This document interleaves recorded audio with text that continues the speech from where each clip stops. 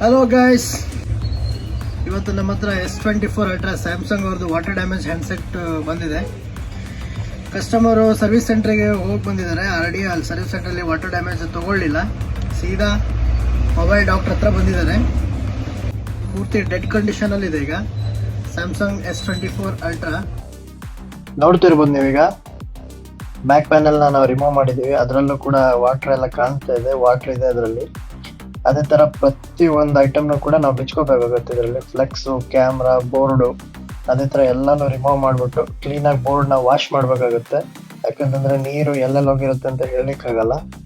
ಎಲ್ಲದನ್ನು ಕ್ಲೀನಾಗಿ ಓಪನ್ ಮಾಡಿಬಿಟ್ಟು ಒಂದ್ಸಲ ಕ್ಲೀನಾಗಿ ಎಲ್ಲ ವಾಟರ್ ಡ್ಯಾಮೇಜ್ ಆಗಿರೋದನ್ನ ಎಲ್ಲೆಲ್ಲಿ ನೀರು ಹೋಗಿದೆ ಅಂತ ಐಡೆಂಟಿಫೈ ಮಾಡಿ ಕ್ಲೀನಾಗಿ ವಾಶ್ ಮಾಡಬೇಕಾಗುತ್ತೆ.